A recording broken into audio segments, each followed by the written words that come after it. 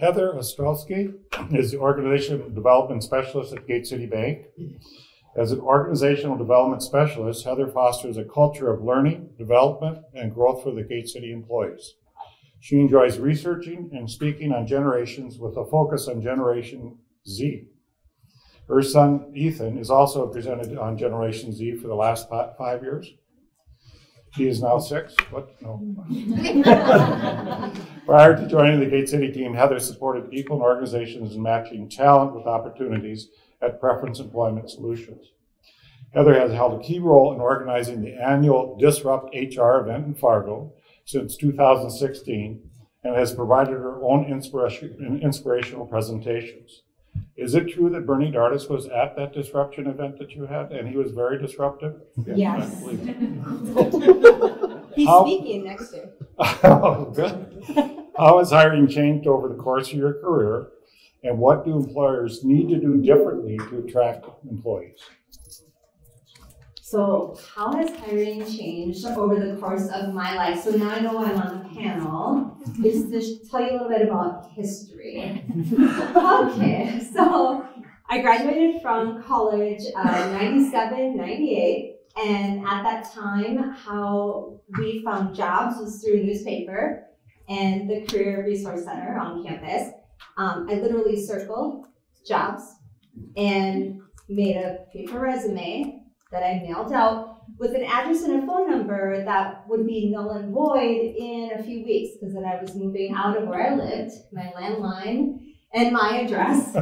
And email was only for foreign exchange students, and I didn't have a cell phone. I mean, finding a job back then was pretty wild compared to what we see today.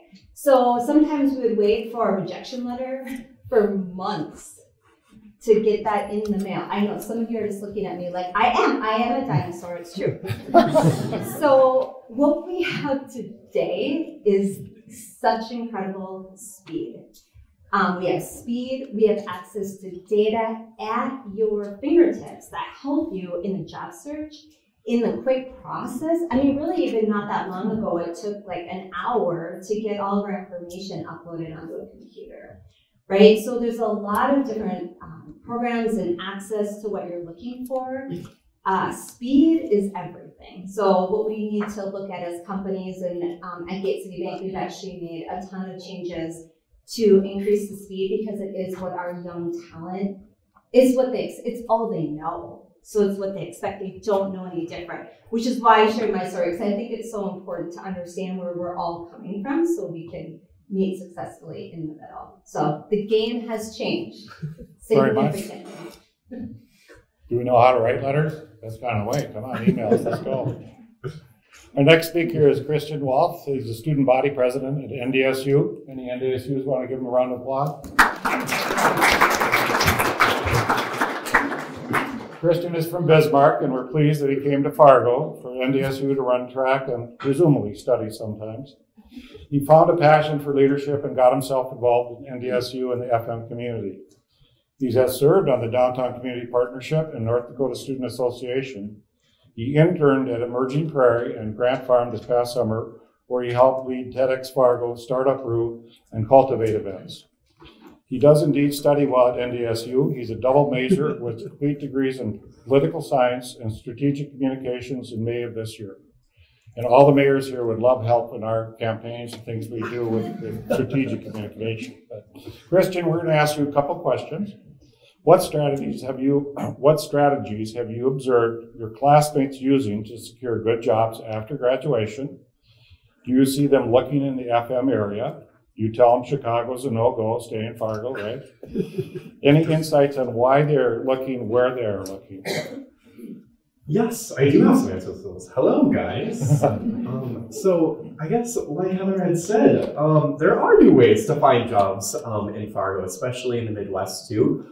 Me and another classmate over there, Ashlyn, are actually taking a class right now where every year we're paired with a client and we get to study that client and create a brand campaign for them. And this year happens to be a job search platform. And so we've got to do lots of interviews, lots of surveys, lots of focus groups to really learn what students want in a job and where they're looking. And the biggest thing that we sort of found out is that the biggest way that students find out about jobs is what Patrick said, is word of mouth. When actual business owners come to our campuses, come and meet students and tell them about their jobs. That is the best way that we can get students to work in Fargo. Otherwise, the number 2 option right now is job search platforms. So if you guys aren't on Indeed, on Handshake, on ZipRecruiter, on things like that, it's really difficult to show off your guys' jobs to students because those are the second things that students will look at. If they don't know word of mouth and they don't know a job, they're going to go in the click of their hands and they're just going to look up a job. And it's that easy. I'm currently looking for a job right now. It's a very stressful endeavor. Nobody's really said anything about that.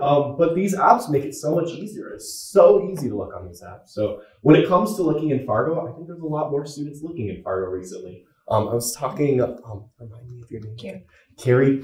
Carrie's the president of MState. We talked about this before, but NDSU and MState both have around an 80% retention of staying in Fargo after graduation for all students. So that's a really cool thing to boast. But NDSU is working on increasing that number, making sure that students only stay in the Fargo-Moorhead area, but if they want to move, that they stay in North Dakota and they contribute to our labor force. That is something that we are really exploring right now. Mr. Mayor, can you remind me of the third question? Yeah, I did remind you of the third of the third thing we're looking for. You know, when my daughter was growing up, she was a doctor, so she said, Dad, I want to be a doctor as well. And I said, okay, you can shadow me, because you don't always know what we do or what happens. We walk in the first room, I turn and ask the patient, what brings you here today? And my daughter fainted. I said, now that's not a tough part of medicine. We're just doing the interview. Got her resuscitated, got her some fluids and stuff, and we walked in the second room. Same thing happened. I said, okay, Katie, I love you dearly, but you'll never be a doctor. The question, it just won't happen. How do people find the job that they truly feel, oh boy, this is where I fit, this is where I'll really enjoy it? Somebody came and introduced me around and I really like the people I met, I want to be here. How do we get them to that point where I think this job is going to work? I think something that I think all job employers should know is that students aren't necessarily just looking for wages. You know, money doesn't mean as much to us at the moment than experience does, than flexibility does, than a job culture does. I think those 3 things would probably be the most important thing when looking for a job.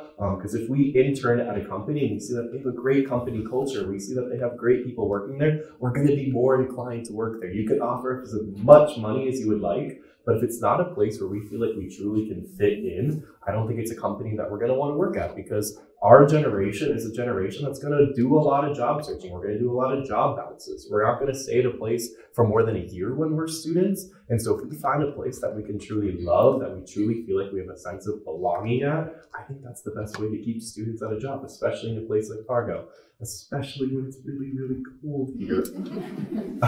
Come on, cold mix has come together. Our final panelist is Dr. Carrie Brimhall. She's the president of MState Community and Technical College, oftentimes referred as MState.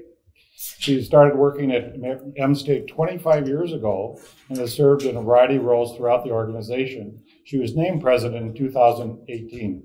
She holds degrees from Capella University, Concordia College, and MState. She believes that education has the power to transform lives, families, and communities. She was the first in her family to attend college, which has driven her to remove barriers for all students to ensure they can reach higher potential and achieve their dreams. She particularly prides herself on collaboration with people to create solutions and enjoys building relationships with the students. Now, you do a variety of efforts aimed at ensuring your graduates land good jobs. We said 83% stay in the community. How many of them find jobs? And the other question is, what is your effective strategy to bring the employers to your students? Yes, and we're in the 80s. I think it's around the 87% that stay in the Fargo, Moorhead, West Fargo area that graduate from our Moorhead campus. We have 3 other campuses too, in Detroit Lakes, Fergus Falls, and Medina. Our most recent site, and we just had an accreditation visit this Monday, is in North Minneapolis, and we can talk about why we're there in another question. So yes, we have about a 90% 95% placement rate, Sue. She's verifying all my stats here. They change every year, but 95, which means 95% of the students who go to M State get a job in the field that they intended to work in. And that's a little bit easier when you have 70 career programs that you're choosing from. If you go into a heating, ventilating, and air conditioning program, odds are that's where you're going to end up in your job. Nursing, same thing. So a lot of our programs are driven to a particular field. We also have sales, marketing, a liberal arts degree. We have other things like that that are a little bit broader. But so many of our programs, students come to us knowing exactly what they want to do and the job that they want to have and how much they're going to earn when they do that job. Many of those students are recruited the freshman year. Many are working in the industry where they intend to stay. And so employers who come at a traditional time, like at a four-year university, might come the spring of everybody's senior year, are way late for many of our students. They've already been committed to an employer. Many times they've been paid to go to school by that employer. They're sponsored completely in the field that they intend to go into. So for us, it's not that we encourage all employers to connect with their students, but we have them work with Susan, who's here in career services, because it's so different in the high demand fields in terms of how early you need to be in connection with folks. They're free agents. We call our students free agents, and they know they are. So if you want to get them to say, if I pay for your schooling, you're going to work here for 2 years. Sometimes that doesn't even work because students say, I don't know where I'm going to be in 2 years. And I also don't know that you're going to pay me the most or that you're going to provide the culture, the context, and the organizational feeling that I want. So our students know that they have a lot of options for internships and employment, especially in those high degree and high demand areas. Thank you.